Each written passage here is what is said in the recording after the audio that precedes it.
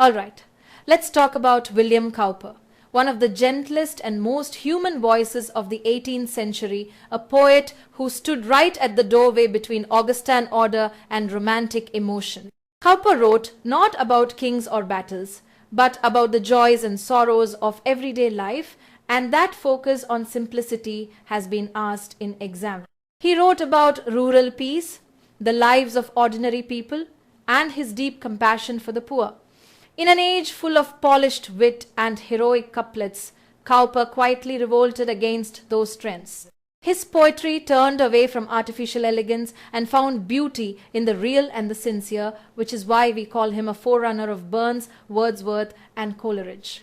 Now, behind that gentle humor and affection for rural life, Cowper's own life was marked by struggle. He suffered bouts of mental illness and depression, and that sadness sometimes found its way into his poetry. His poem, The Castaway, often asked in exam, expresses this deep sense of isolation and despair. Let's walk through his life briefly. Born in 1731, Cowper studied law but never practiced it seriously. After the death of his close friend Morley Unwin in 1767, Cowper moved to Olney, where he formed a lifelong friendship with the clergyman John Newton. Newton encouraged Cowper's religious devotion, and together they compiled the Olney Hymns in 1779, a collaboration that gave us the famous hymn God Moves in a Mysterious Way, another exam favorite. Later, Cowper met Lady Austen, who inspired two of his best-loved works, the humorous ballad The Journey of John Gilpin and the long reflective poem The Task. Now, The Task, published in 1785, is Cowper's masterpiece, and it's absolutely essential for exam. Its full title is The Task, a poem in 6 books, and it's written in blank verse. The 6 books are titled, and do note these carefully because they've all been asked in exam: The Sofa, The Timepiece, The Garden, The Winter Evening, The Winter Morning Walk, The Winter Walk at Noon. The poem begins humorously with a mock Miltonic meditation on the origin of the sofa, yes, an actual sofa, but then it opens up into a wide-ranging reflection on nature, religion, and moral life. Cowper talks about the blessings of solitude, the serenity of the countryside, and the peace that comes from faith. But he also criticizes the evils of his time slavery, blood sports, frivolous fashion, corrupt clergy, and even French despotism. At one point in Book 1, he writes, "My raptures are not conjured up to serve occasions of poetic pomp, but genuine." That line, too, has been asked in exam because it captures Cowper's sincerity, his belief that poetry should come from true feeling, not showy artifice. After The Task, Cowper turned to translation and produced versions of Homer's Iliad and Odyssey in 1791. But his health continued to fail. When his beloved companion Mary Unwin died in 1796, Cowper fell into deep despair. He died in 1800, leaving behind poems of rare tenderness and truth. Even after his death, his reputation grew. The poet Robert Southey edited Cowper's works in 15 volumes between 1835 and 1837, and later critics, including Wordsworth himself, admired Cowper for his quiet sincerity. He also wrote some of the most personal letters in English literature, so much so that people still call him one of the finest letter writers in English. So to remember Cowper, he is the poet of nature's peace and human feeling of rural calm and private pain, the bridge between the polished 18th century and the emotional world of Romanticism. All right, let's explore 2 fascinating poets from the age of transition, Christopher Smart and Robert Blair. Both of them belong to that in-between world just before Romanticism, when poets were already thinking about nature, faith, and mortality in deep emotional ways. Let's start with Christopher Smart, one of the most intriguing voices of the 18th century. He was born in 1722, and though he studied at Cambridge, his later life was full of struggle. He became what people then called a hack writer. earning his living from whatever writing jobs he could find: essays, translations, satire, and journalism. Smart was known for his religious fervour, which at times slipped into what others called religious mania. He was actually confined to asylums 3 times because of it. And yet, out of those dark years came his most remarkable poetry. His best-known work is A Song to David, published in 1763, and yes, that title has been asked in exam. The poem celebrates the biblical King David, author of the Psalms, and overflows with praise, rhythm, and visionary intensity. In fact, readers now see it as anticipating poets like William Blake and John Clare, who also wrote with spiritual passion and love for nature. During his confinement, Smart also began a long, extraordinary work called Jubilat Agno, Latin for Rejoice in the Lamb. This piece wasn't discovered or published until 1939, long after his death. It's full of strange beauty blending, religious devotion, personal reflection, and even observations of his cat, Geoffrey. It's widely read today as an early masterpiece of visionary poetry. Smart was friends with Samuel Johnson and other London literary figures, but financial problems haunted him. He eventually died in debtor's prison in 1771, a tragic end to a brilliant, misunderstood life. Only in the 19th century did readers start to appreciate his genius. His works like the Iliad, his Seton Prize poems, and his essays for the midwife and the student show his wit and range. But it's A Song to David and Jubilat Agno that really capture his spiritual imagination, a blend of English nationalism, religious ecstasy, and love for the natural world. Now, let's move to another poet of the same century, Robert Blair, born in 1699 and equally significant in the development of graveyard poetry. Blair was Scottish, educated in Edinburgh and Holland, and later became a minister in the small parish of Athelstanford. He lived a quiet life, happily married, with 6 children, but his poetry had a far darker, more reflective tone. His major work, The Grave, was published in 1743, that's the date to remember for exam. The poem is written in blank verse, with strong Shakespearean rhythms and rich imagery of death and the afterlife. It's long, about 767 lines, and it completely embodies the graveyard school style: meditation on mortality, decay, and the hope of resurrection. The tone is sermon-like but never dull. Blair mixes the eerie atmosphere of Scottish ghoulishness with the moral depth of a preacher. In that sense, The Grave anticipates Edward Young's Night Thoughts, another major exam text, though Blair actually wrote his poem a little earlier. Interestingly, The Grave gained renewed fame when William Blake illustrated 12 images for its 1808 edition. Those haunting illustrations helped link Blair's work to romantic art and spirituality, another fact that has been asked in exam. So, to sum up, Christopher Smart brings spiritual exaltation and visionary energy. A Song to David and Jubilat Agno being his defining works. Robert Blair, on the other hand, turns toward mortality and moral reflection in The Grave, anchoring the graveyard school tradition. Both poets stand between Augustan formality and romantic emotion, marking the shift from reason to feeling, from polite verse to personal revelation. All right, let's step into the quiet, reflective side of 18th century poetry, the age of melancholy meditations and early romantic stirrings. 2 names define this mood perfectly: Edward Young and William Collins. Let's start with Edward Young, born in 1683. He is remembered today almost entirely for one monumental poem, Night Thoughts, written between 1742 and 1745.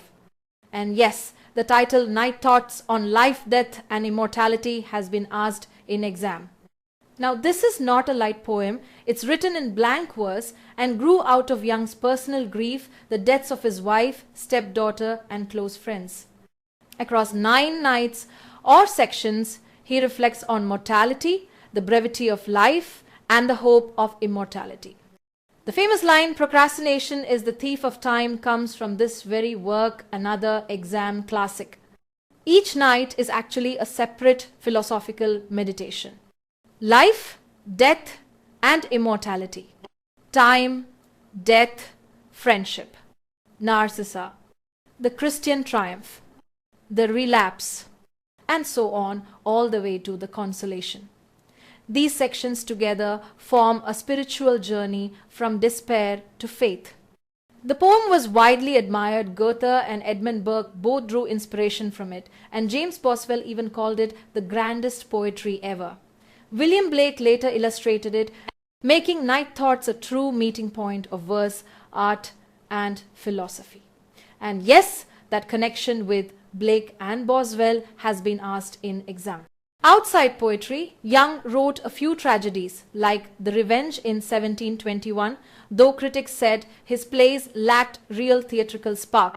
His prose work, Conjectures on Original Composition from 1759, is also worth noting. It argued that true genius lies in originality, not imitation.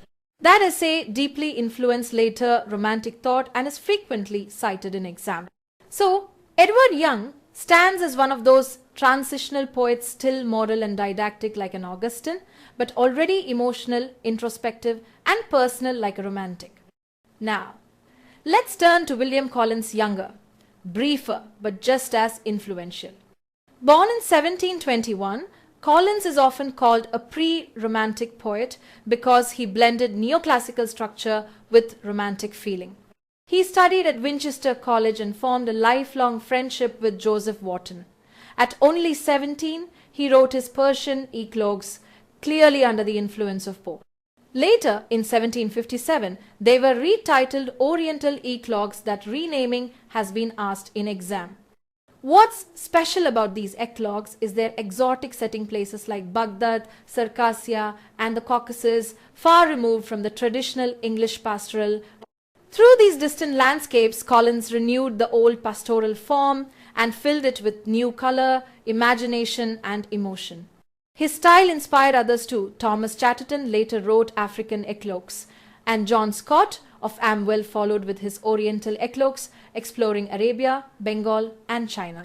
But Collins is best remembered for his odes. His odes on several descriptive and allegorical subjects revived the Pindaric form in English. These odes often abandoned rhyme and instead relied on rhythm and imagery, marking a turn toward Romantic freedom. He wrote of evening, the passions, liberty, and poetic imagination, all filled with personification and deep emotion. Thomas Gray, his contemporary, admired him, saying Collins had a fine fancy modelled on the antique, even if his ear for rhythm wasn't perfect. Both poets planned to publish their odes together, and though their works were initially mocked, one parody, Ode to Horror, even ridiculed their style, their influence quietly shaped the next generation of poets. Sadly, Collins's career was short and tragic. He struggled with mental illness and died young in 1759, but his legacy endured. His Persian Eclogues and Odes bridged the world of Augustan reason and Romantic imagination, showing that poetry could be both disciplined and deeply emotional. So when you think of Edward Young and William Collins, remember, Young gave voice to the soul's dark night. Collins brought back the dawn of imagination. Together, they form the emotional bridge from Johnson's moral age to Wordsworth's world of feeling. Alright, picture this mid-18th century Scotland. A young writer named James Macpherson suddenly claims to have discovered epic poems written by a 3rd century Gaelic bard named Ossian. That claim alone caused one of the biggest literary controversies of the century, the Ossianic controversy.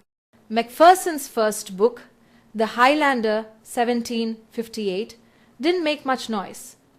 But then, encouraged by playwright John Home, he began collecting old Gaelic manuscripts and oral tales. From these, he published Fragments of Ancient Poetry in 1760, followed by Fingal in 1762 and Temora in 1763. He insisted these were authentic translations of the ancient poet Ossian. The problem? No Gaelic manuscripts earlier than the 10th century existed. So were these genuine ancient texts or Romantic forgeries? Critics were divided. Hugh Blair passionately defended Macpherson's claims. David Hume doubted them. Thomas Gray admired the poetry but remained cautious. And Samuel Johnson, never one to mince words, declared the whole thing a fraud, saying, "Show me the original manuscripts." None of these men, by the way, actually knew Gaelic. The truth seems to lie somewhere in between. Macpherson did draw on fragments of real Gaelic songs, but he rewrote them heavily, infusing them with a romantic mood, misty landscapes, tragic heroes, and deep melancholy. His style, influenced by the King James Bible, gave his poems a kind of solemn music that captivated Europe. In fact, Macpherson's Ossian became wildly popular across the continent. Writers like Goethe, Herder, and even Napoleon adored it. Whether authentic or not, it helped reawaken an interest in the primitive, emotional, and natural, all key romantic ideals.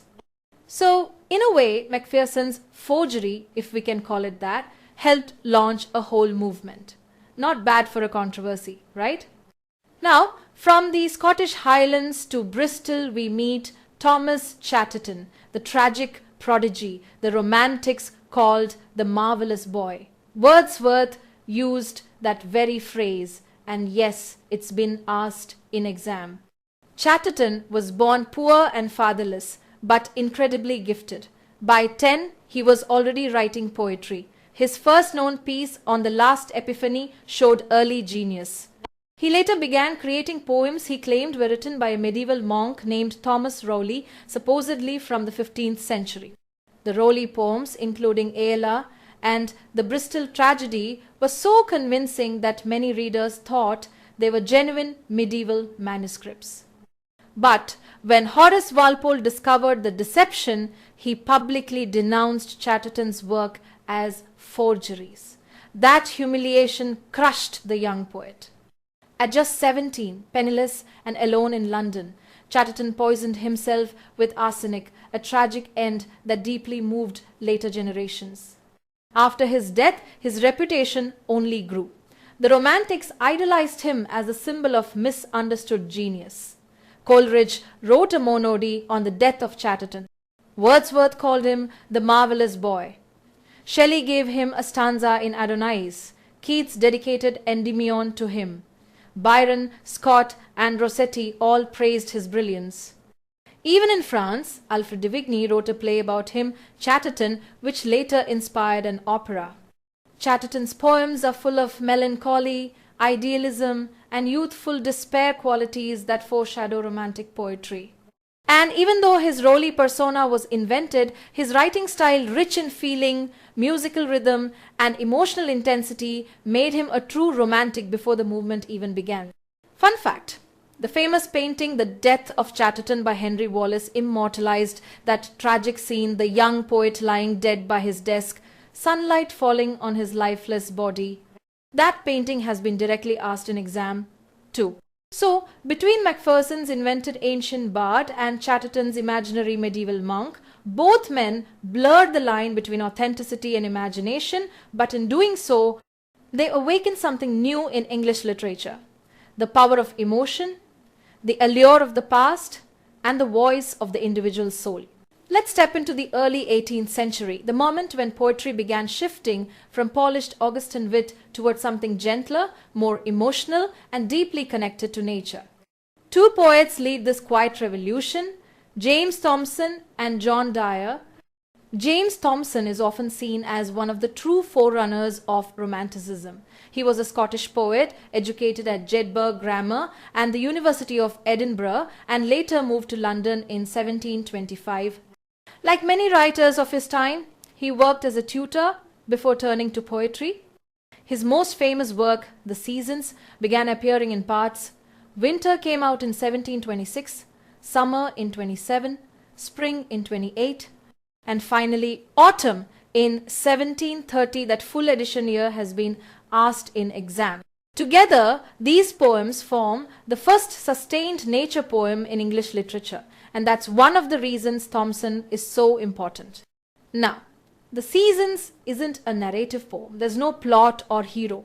Instead, It's a long meditation on the changing phase of nature and the moral reflections it inspires. Thomson believed that both poets and scientists served God through their study of the natural world. You can actually feel that Newtonian influence in his writing, the sense that the universe is both orderly and divine. He later added a hymn to nature at the end, praising the beauty of creation. Thomson also wrote Rule Britannia in 1740 for his Masque, Alfred, and yes, that patriotic song title has been asked in exam. His other major works include Liberty 1735-36 and Castle of Indolence 1748, an allegory written in Spenserian stanzas, again another exam favorite. Stylistically, Thomson's verse is in blank verse, influenced by Milton's Latinized vocabulary and syntax. Critics like Raymond Havens later found his style a bit pompous, and that observation has also been asked in exam. But even with its heavy diction, the seasons opened a new path for poetry, descriptive, meditative, and emotionally tied to nature. It inspired generations of poets from Cowper to Wordsworth. Now, let's turn to another gentle voice of the same era, John Dyer, best remembered for his lovely poem Grongar Hill, published in 1726. That title has been directly asked in exam. Like Thomson, Dyer foreshadowed Romanticism, but his approach was more personal and lyrical. Grongar Hill is a loco-descriptive or prospect poem, meaning it describes a real landscape, in this case the Welsh countryside, and reflects on human life through it. The poem opens with the famous line, "A little rule, a little sway," and that line too has been asked in exam.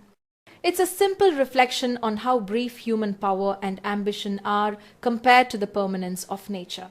Dyer's use of clear, rhythmic, four-stressed couplets gives the poem a gentle flow, far more natural than the grandiloquent style of his Augustan peers. He revised Grongar Hill to make it simpler and swifter, removing the heavy poetic ornamentation of his early draft. This movement toward freshness and simplicity marks him as a true romantic precursor. His other major poems include The Ruins of Rome, 1740, which meditates on the decay of civilizations, and The Fleece, 1757, a long blank verse poem inspired by Virgil's Georgics describing the sheep industry in England. The Fleece might sound technical, but it's part of that 18th century effort to elevate rural labor to poetic dignity. Dyer's influences include Milton's L'Allegro and marvels upon Appleton House, both noted in exam, and his diction was admired for its calm music and natural imagery. The poem's focus on the Vale of Towy and its landscapes became a model for later poets who used local scenery to express universal truths. Together, Thomson and Dyer paved the way for poets like Gray, Cowper, Burns, and eventually Wordsworth. They broke away from artificial pastorals and heroic couplets, turning poetry's gaze outward to the hills, seasons, and skies, and inward to the human heart. So, if Augustan poetry was about wit and order, Thomson and Dyer remind us that poetry could also be about wonder and contemplation. They bridge the age of reason and the age of emotion, the perfect embodiment of the age of transition.